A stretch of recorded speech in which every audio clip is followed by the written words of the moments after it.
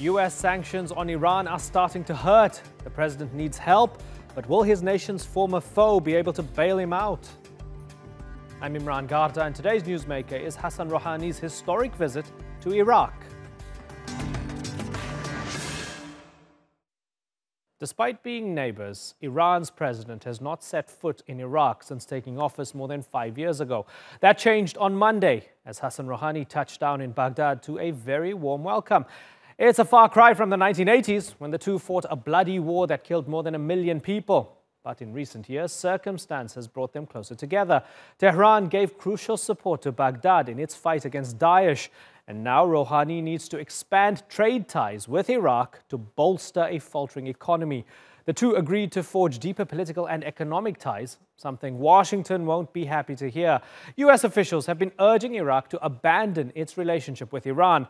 But have US sanctions inadvertently brought the two closer together? Hinder Abbasi has more.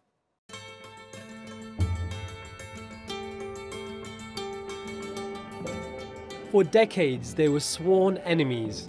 But in recent years, crises have brought Iraq and Iran closer together. The latest challenge being the rise of Daesh. Iran sent fighters to Iraq to help defeat the terrorists. Now Tehran needs Baghdad.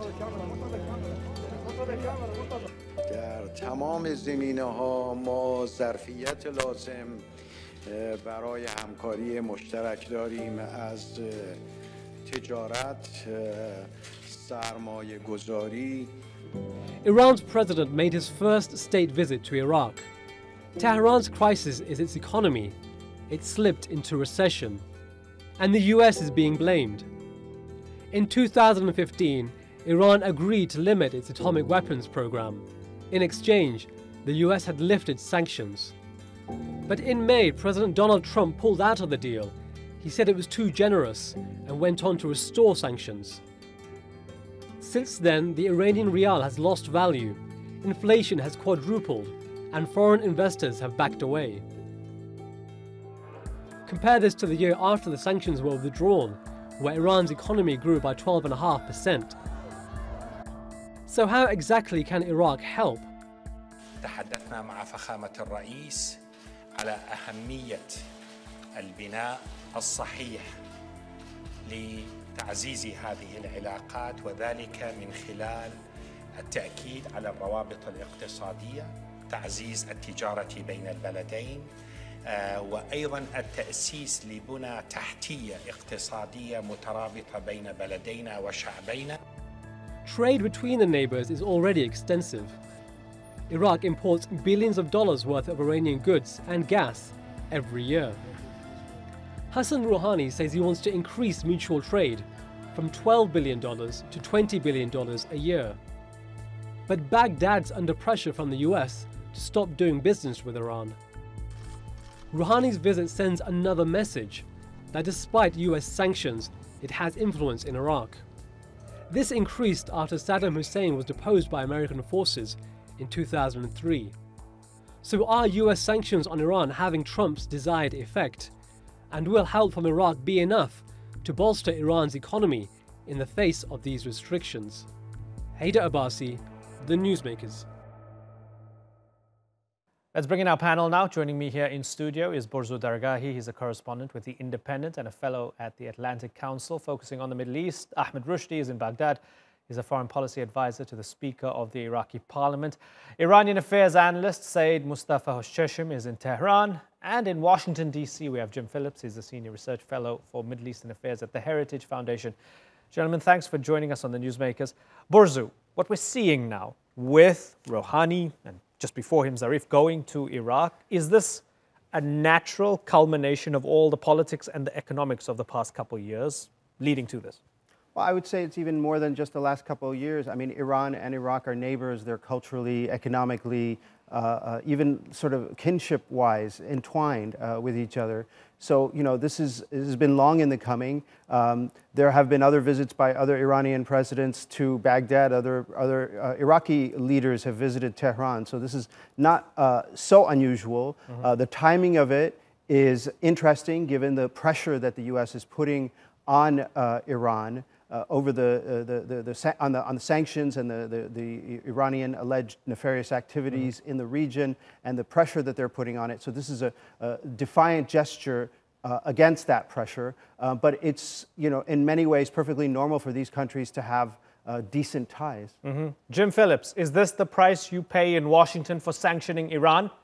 They turn to Iraq?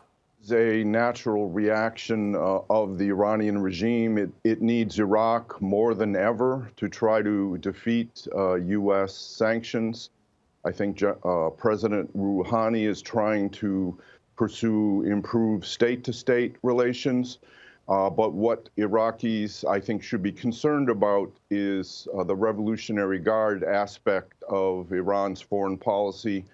And that, I think, sees Iraq as a place to meddle, a place to build up militias. And I think they're pursuing the Hezbollah model to radicalize and split off militias into groups that they can fully control. And I think that bodes very ill for Iraq's future if those trends continue. Mustafa Husheshim, is that what Iran wants to do in Iraq, to go and meddle and nefariously control the state next door? Of course not. You know, the visit to Iraq by President Rouhani was a result of actually planning by the whole establishment, but not just for tactical purposes of bypassing the sanctions, but also for some strategic, you know, goals which happen to be very important, not just to Iran, but to Syria, Iraq, and Lebanon. You know, after the war of militancy failed to topple Iranian allies in Syria and Iraq, and Iran helped to, you know, rescue them, and the situation is relatively stable now. Iran believes that it has been pushed by the United States' new offensive in area of economy through the sanctions, not just the sanctions, but also foreign currency meddling by the U.S. and its allies in the region, especially Iran's foreign currency market in Dubai and the UAE, which is believed to be soon transferred to parts of Iraq. Iran believes that it has been pushed to some warfare in semi-hard areas, that is economy, and it needs to expand its ties with the East and with the regional states. That includes Iraq, Syria, and Lebanon, not just to bypass the sanctions, but to develop their potentials in win-win, games, right, to change these countries to powerful economic pole. That's the meaning of we want a powerful region rather than one powerful country in a weak region that has been stated very frequently in the last 1 or 2 years by President Rouhani and the establishment. Okay, so let's ask the Iraqi on the panel, are you comfortable being a part of that club? This is not merely about bilateral economic ties between you and your neighbor. As we're hearing from Mustafa Husheshim, this is part of the Iranian plan to strengthen that axis or that belt along with Bashar al-Assad, along with Hezbollah in Lebanon and so on. Are you comfortable being a part of strengthening that other camp in the regional Cold War? Well, I'm very comfortable about solving problems between Iraq and Iran, especially the borders, the water, electricity financing, and so on. And those major problems actually from the 80s, maybe from the 70s. So with the visit of President Rouhani to Iraq, and all those things have been pushed to the table by the Iraqi negotiating in front of the Iranian, and I think the Iranian side accepted to deal with all those issues in spite of postponing some of those problems, which means that a new gate of negotiations between Iraq and Iran had been opened due to this visit. Okay. Burzu Dargahi, in the past, a few years ago, there was a tendency to view Iran as a kind of bigger brother to Iraq, especially when Nouri al-Maliki, I guess, was Prime Minister of Iraq. It's a bit different now, questions over the Iranian economy for multiple reasons. Who needs whom more? I mean, I think that's an interesting question. I think that it's also important not to look at these two countries as kind of unitary entities. With regard to Iran, for example, you have Rouhani, you have the foreign minister Zarif, you have the government, you have normal business people and normal pilgrims going to Iraq in a very, very transparent way. And then you have this sort of darker element. You have the IRGC, you have the Sepah and its clandestine foreign expeditionary force. And they're involved in other stuff. So I think it would help to sort of bifurcate Iran's, you had this extraordinary photo today of Hassan Rouhani and Zarif sitting with the Grand Ayatollah Ali Sistani, giving them the sort of seal of approval that Sistani never gave to his predecessor, Ahmadinejad. And this is about Iran's factional sort of fights. And what you see in Iraq is a welcoming of Rouhani coming, the businessmen coming, the overt discussions taking place, and a real suspicion and a real fear about those more clandestine activities. Mustafa Hoshchesham, is that fair? There are two Irans that the Iraqis have to deal with. The one on the surface, as headed by President Rouhani, and then the other one, the darker one. He knows it's true, No, but he can't not say at all. Not at all. Tell us why. No, I can assure you that this time, this is the whole establishment. I mean, President Rouhani even is in Iraq because of the requests made by the whole establishment, not just the IRGC, but also all officials as well as experts, regional experts have been requesting President Rouhani to initiate, the major strategy that I was just talking about. It's just part of a major, strategy that would eventually see development of a strategic cooperation with Russia, China, and the regional countries, starting with those that are called the parts of chain of resistance, Iraq, Syria, and Lebanon.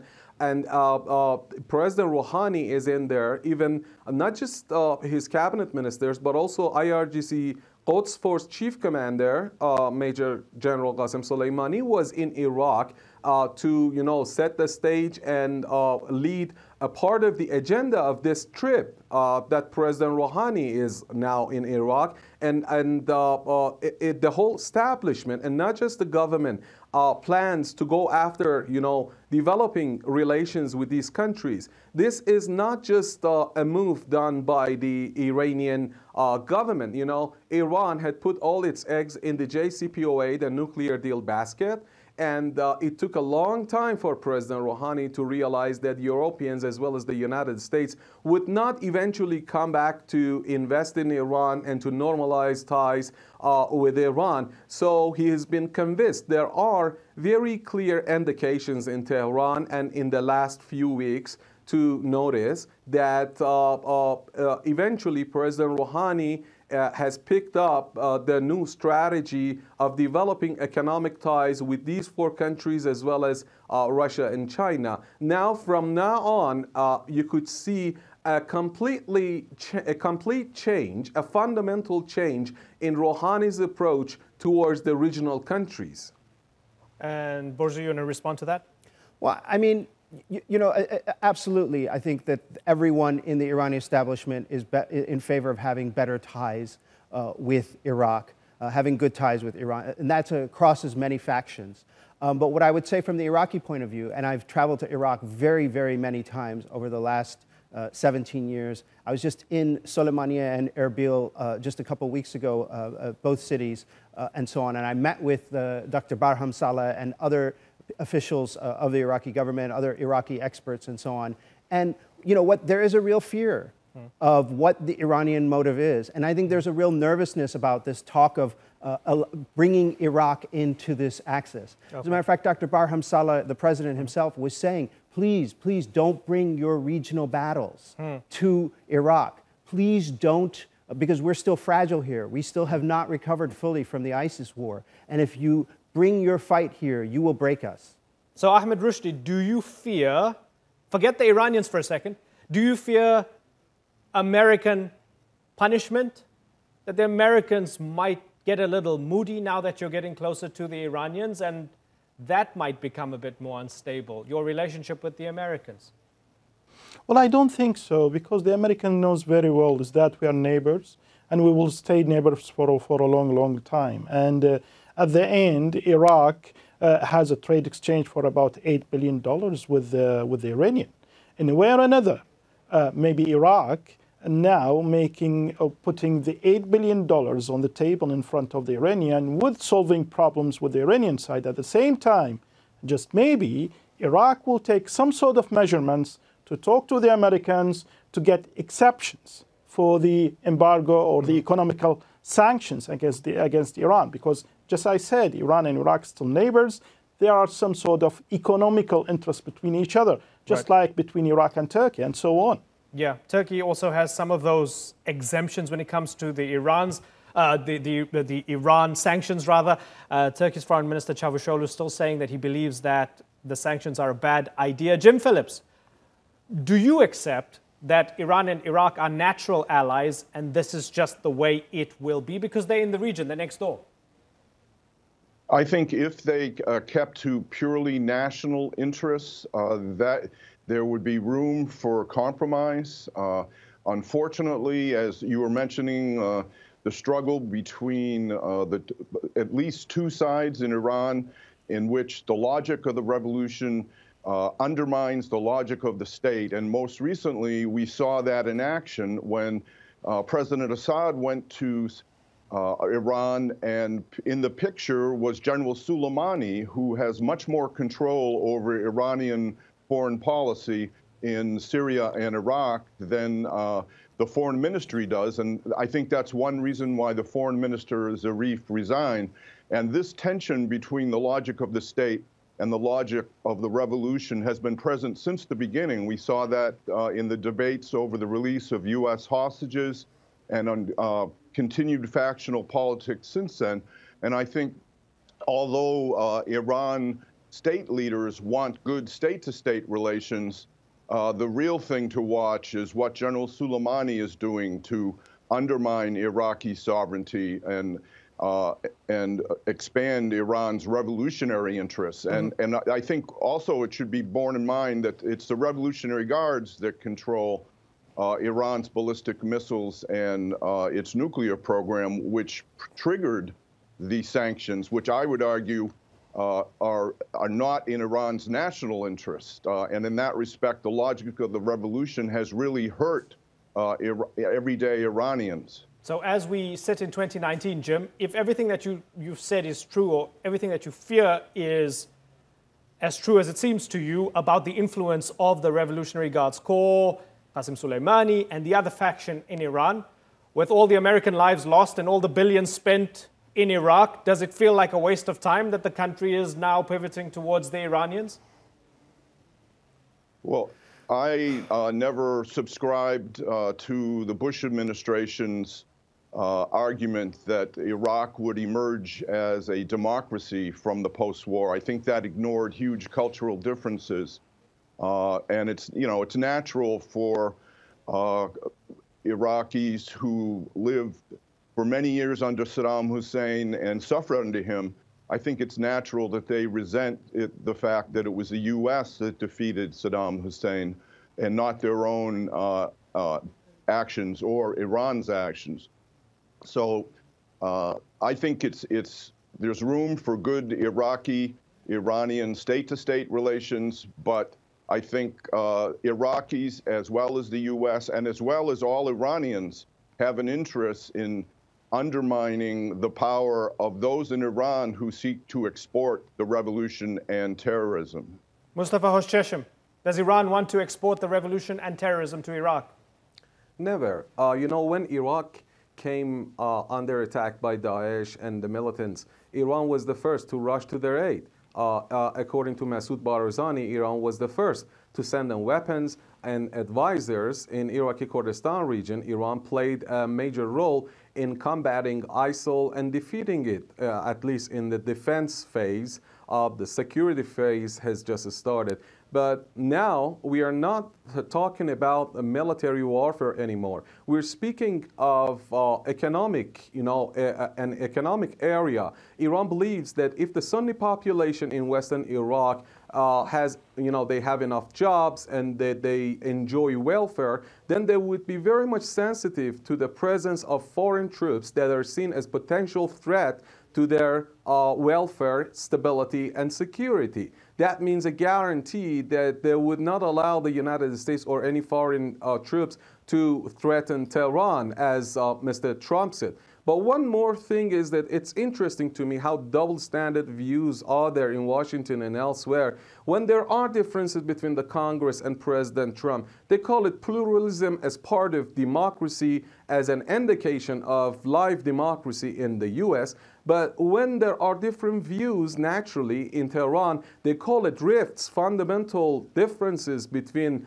branches of power in Iran. I don't know why they are looking at the same issue so differently, but I rest assured that Iran's policy is the product of one single strategy now in the whole region. Okay, so when it's just like Trump versus a Democratic Congress. No, when the Democrats and the Republicans are in a fight, that's a political fight. When the reformists and the conservatives are in a fight, that's a legitimate political fight. When you have a kind of secret war between, let's say, Trump and elements of the security forces, elements of the CIA and the FBI who are kind of at war with each other, that's something else. And when you have a kind of years-long rift between the elected government and in Iran and dark elements within the security forces, are the dark Ministry elements, of Intelligence, in your opinion, more powerful than the elected elements? In certain respects, they're more powerful in Iran. In certain respects, they're not. The elected elements have legitimacy. They have popular legitimacy. They have thousands, millions of people behind them. But the darker elements, the MOIS, the Sepah, the Revolutionary Guard, the Basiji forces, these people have the control over the weapons and the guns, and they are very well organized.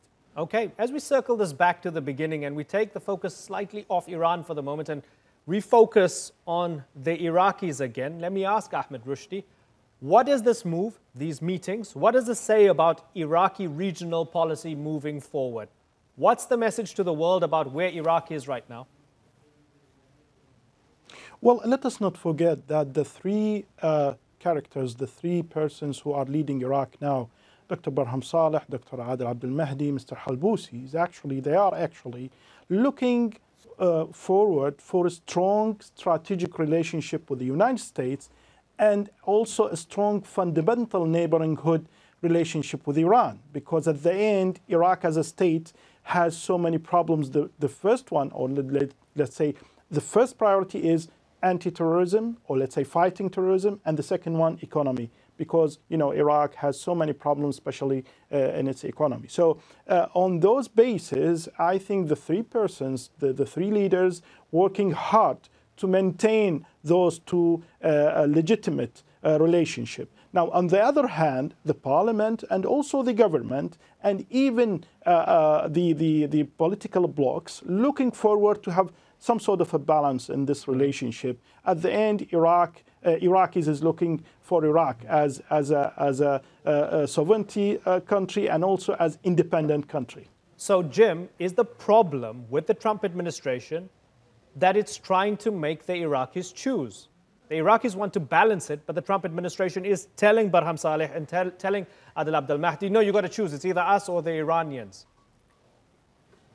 I think in the big picture, I think that's the general theory behind sanctions, choosing between trade with Iran's market or trade with the much bigger American market. And that strategy may not fully work in Iraq because I think Iraq does have a lot to gain from trade with Iran.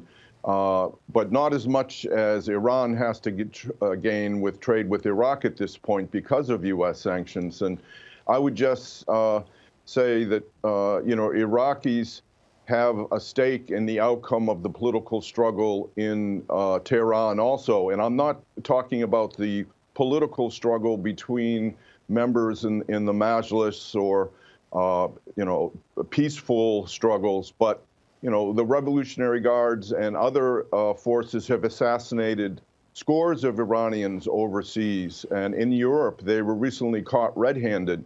And that kind of thing has been known to happen in Iraq also. So I would say Iraqis have an interest in modifying the future policy of the Iran government and leading it away from revolutionary activity and towards better state-to-state relations. And I think that's what Washington wants, is if Iran acts as a normal country and not as the vanguard of a global Islamic revolution, which is what some people in Tehran still see its role as being. Okay. And Mustafa Hoshashim, the man makes a good point, right? The Revolutionary Guard's not known for handing out cakes and candy. They do some fairly brutal stuff as well, right? You know, it's not good to use the Iraqi, or to try to use the Iraqi people and the government for advancement of the United States interventionist policies in Iran.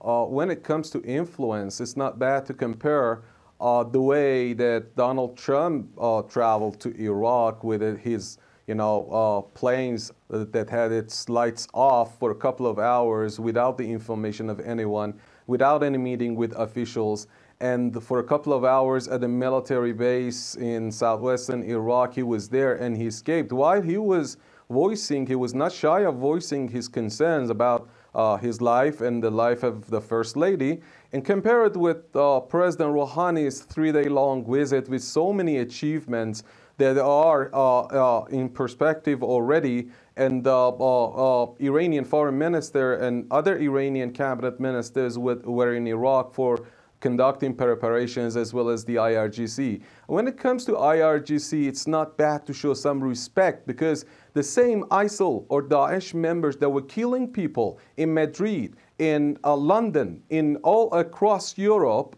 in suicide attacks, they were killed and they were annihilated in Syria and Iraq, mainly by Iran, Russia, and Syria, and Iraq, of course, and the mobilized forces of these two countries. So at least I believe that Europeans and many others across the world are indebted to the IRGC and its anti-terrorism campaign. Running smear campaign against the IRGC means support for the ISIL. We've seen U.S. troops in the region for around 2 decades now. What has been the result except for the rise of various terrorist groups? And as soon as Iran and Russia and their allies they rushed to the scene, they annihilated these terrorist groups. So Mustafa, I believe they deserve respect. I think it can be argued that the IRGC didn't pound Daesh for the sake of keeping European capitals safe.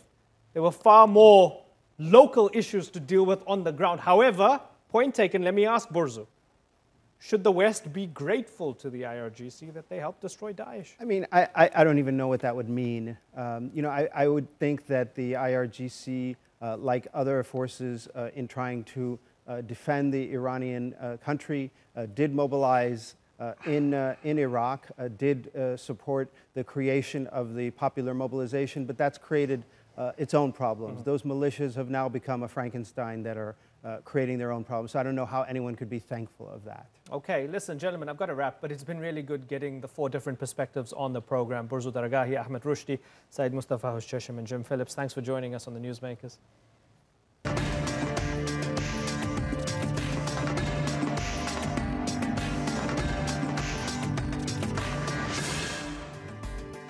Still to come on the program, from one sanctioned nation to another.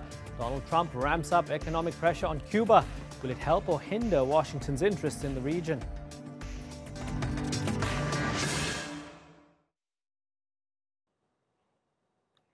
From assassination attempts to threats of nuclear war, the US and Cuba have had a hostile relationship for decades.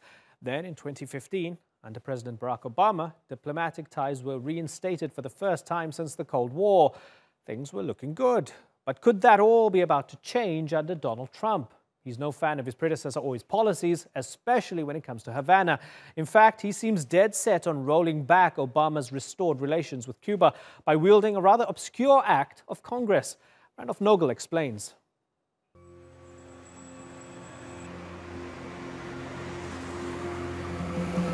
"60 years after the Cuban Revolution, the remnants of an era long since past are still plain to see. Even after the rapprochement with the US under former President Barack Obama, The US embargo imposed in Cuba's first years of communism still stands. Economic growth has been slow, as has political and economic reform on this tiny island. But there are signs of opening up to a world the US has largely closed off. International luxury hotels have accompanied a slight uptick in tourism. And a new constitution now allows for private enterprise and an expansion of mobile phone internet service. All signs of a new post-Castro era. But a recent move by the Trump administration could turn back the clock on a country many see as stuck in time. It will strengthen the embargo in a way that advances the cause of freedom in Cuba. Today I sign it with the certainty that it will send a powerful, unified message from the United States to Havana, that the yearning of the Cuban people for freedom must not be denied. It was in 1996 that the U.S. embargo of Cuba was codified in what's commonly known as the Helms-Burton Act. Title III of that law allows for individuals and companies in Cuba using property confiscated and nationalized during the revolution to be sued in U.S. courts. But every president since Clinton has suspended Title III, in part to protect foreign businesses currently operating in Cuba.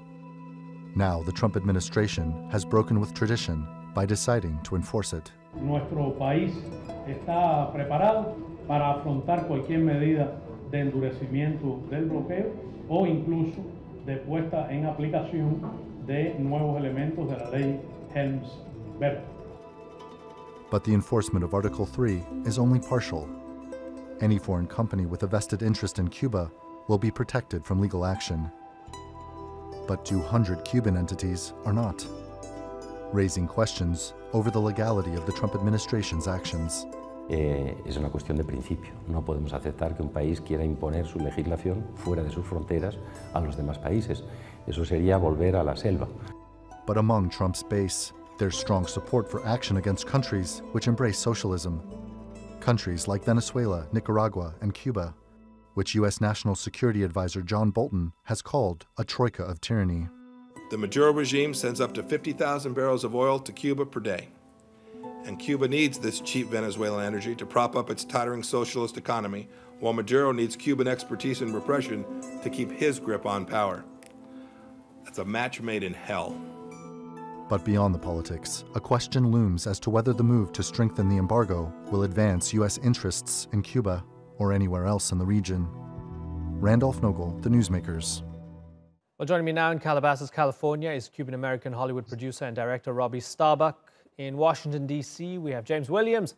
He's the president of Engage Cuba, a coalition of private businesses and companies working to lift the embargo on Cuba. And Stephen Wilkinson is a professor of politics and international relations at the University of Buckingham.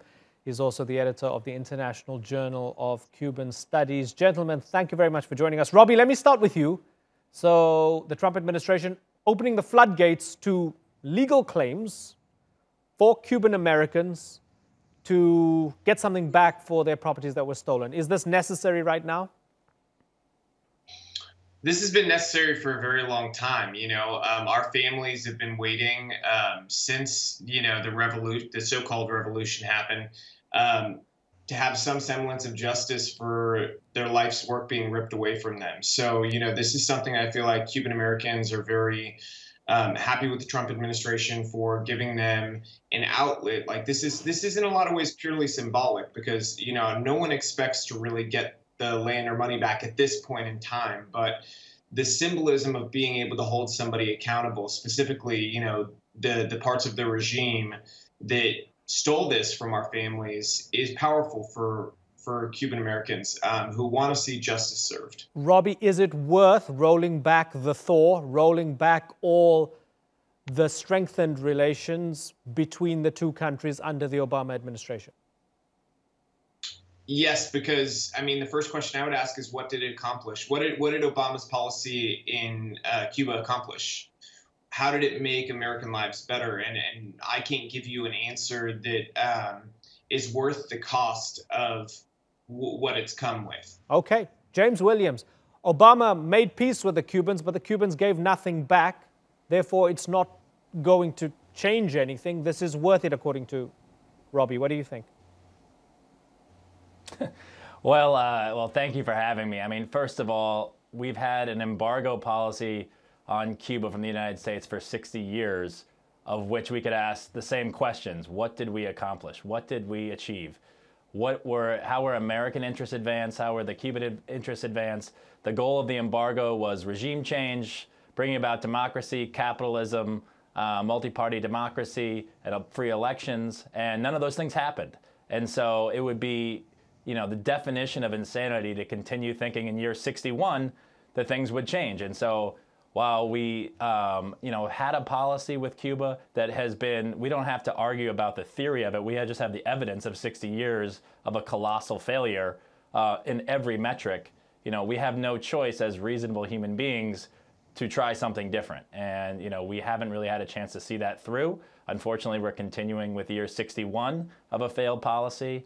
And, that's a shame for the Cuban people and for the United States. Okay, so that Libertad Act, 1996. So every 6 months, the president would sign a waiver, right? This time, President Trump and Pompeo saying, not so fast. We're not going to sign that waiver. Stephen, is this going to be damaging?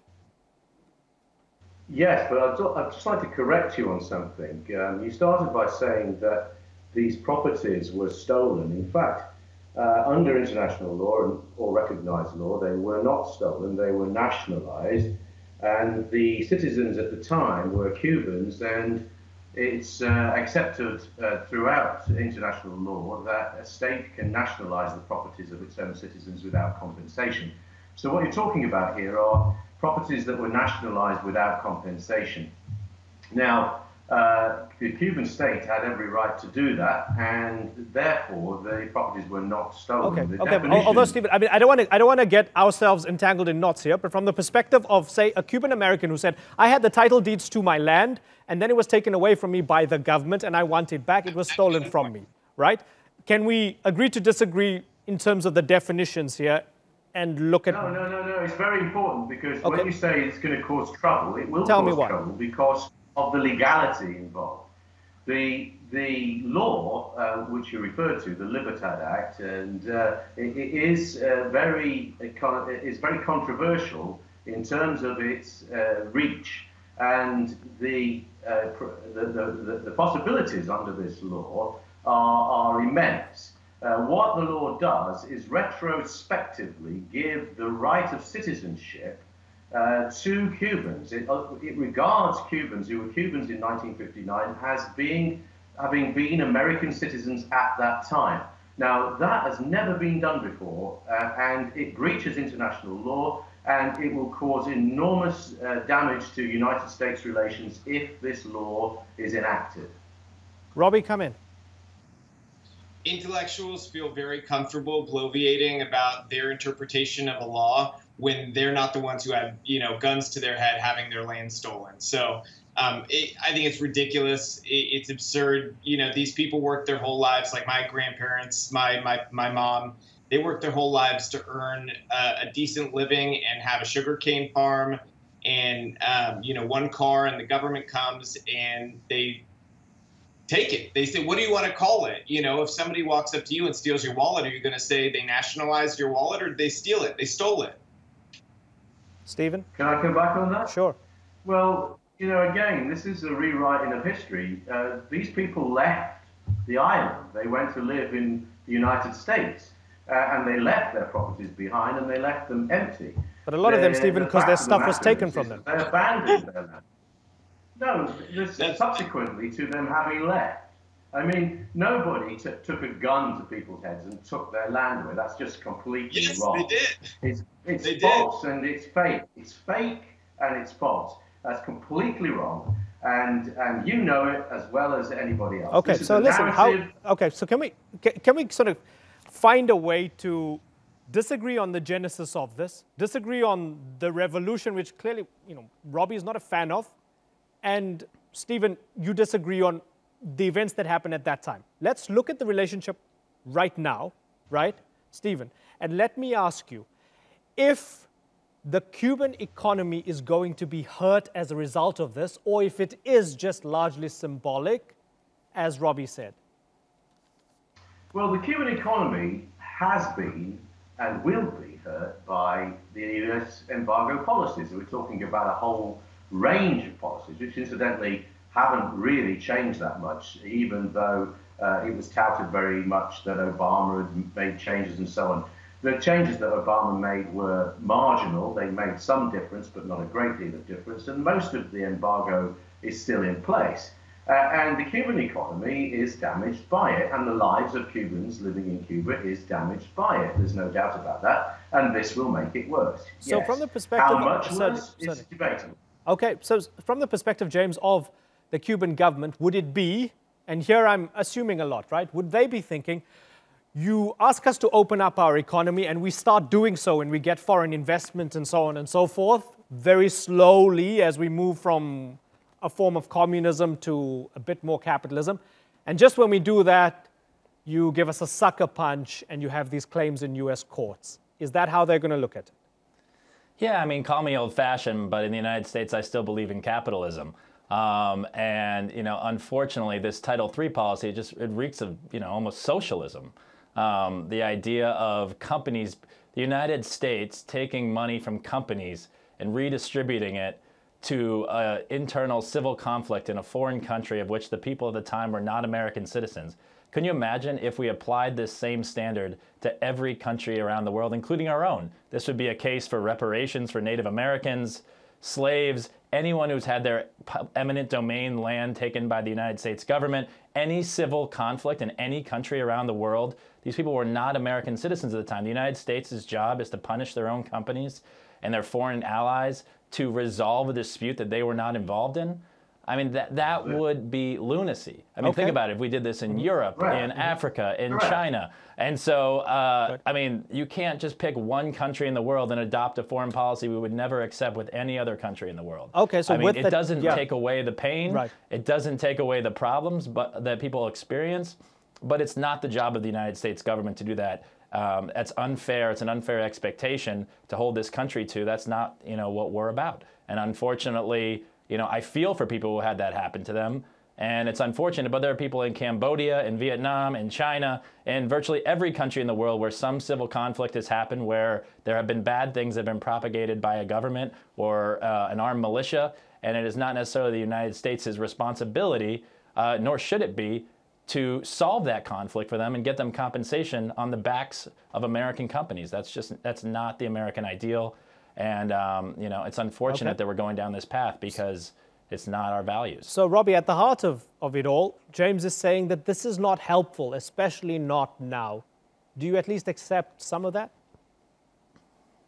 I wouldn't accept that it's not helpful because, you know, that's a matter of your perspective in terms of where you want to go. I hear what he says about capitalism, and I would agree with him. I'm a huge lover of capitalism, but the reality is capitalism doesn't allow for the theft of private property. That's not a core tenet of capitalism.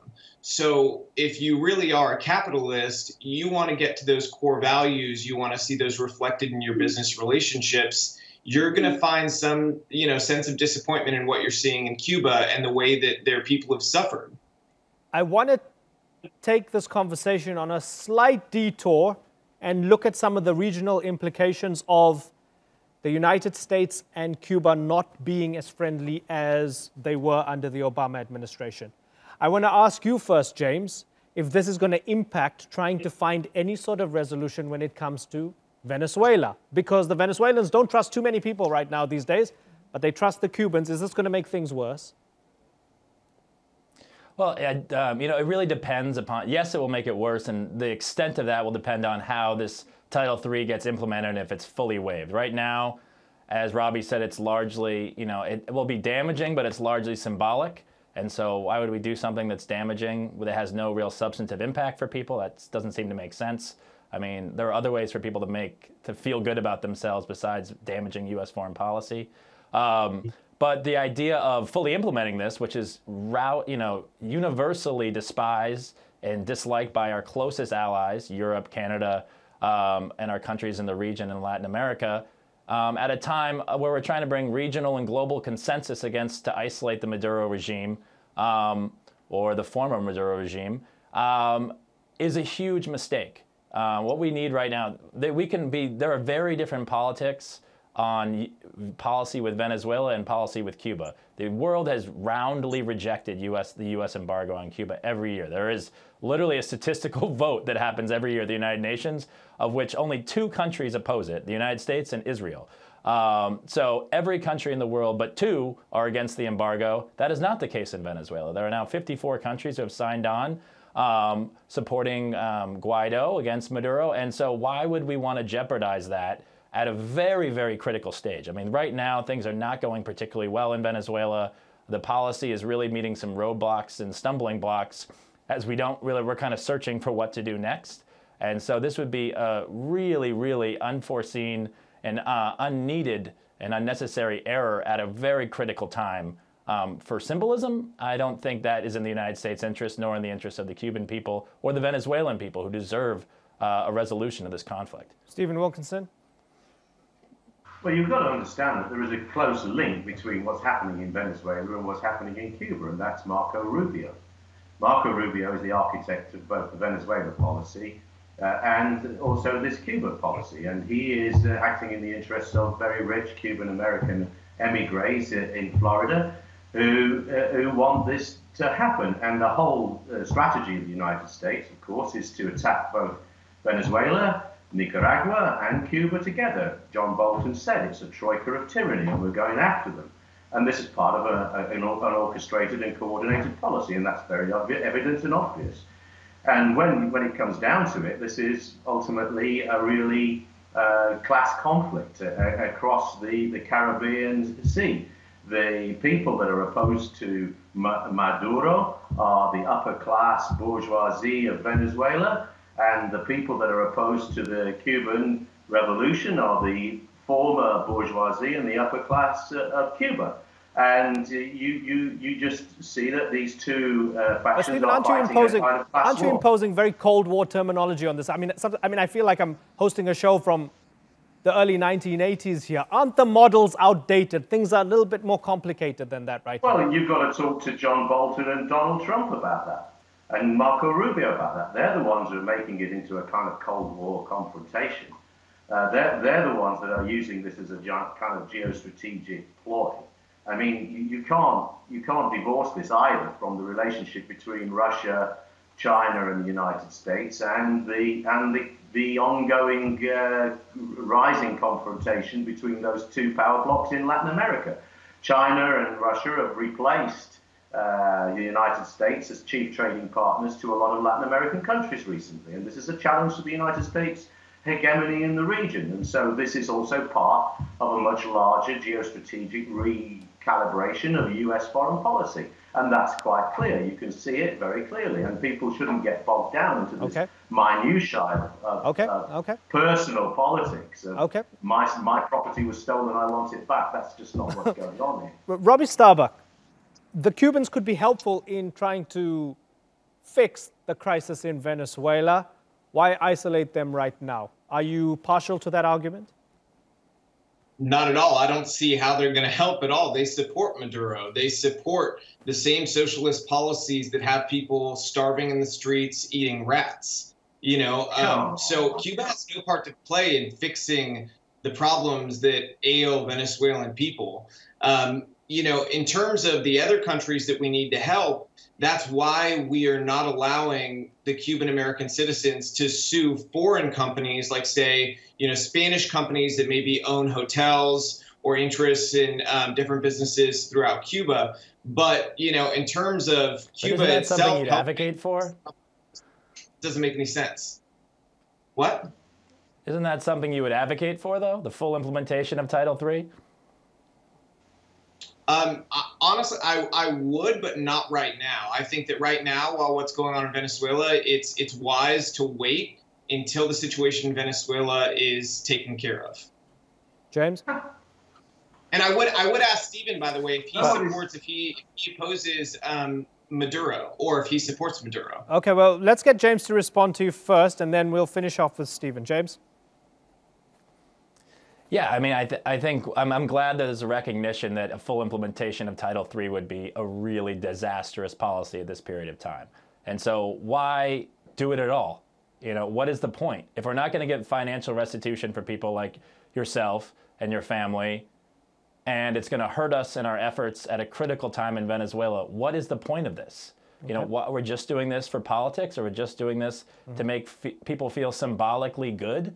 You know, I don't think it's really the job of the United States government's foreign policy to make people feel good without results. Okay. And so I think this is a huge mistake. Okay, Stephen, very finally, Robbie wants to know if you're a supporter of Maduro. I'm a supporter of non-interference in a sovereign country. The United States has got absolutely no right to interfere in the internal politics of Venezuela. It's for the Venezuelan people to decide who their president is. And Maduro is the elected president of Venezuela, and that's a simple fact. And the only way this is going to end is very messily, not least for the Venezuelan people themselves, particularly the poor, who are suffering as a consequence of the United States sanctions on Venezuela. And that, you know, is a fact. The United States is acting in the most outrageous way.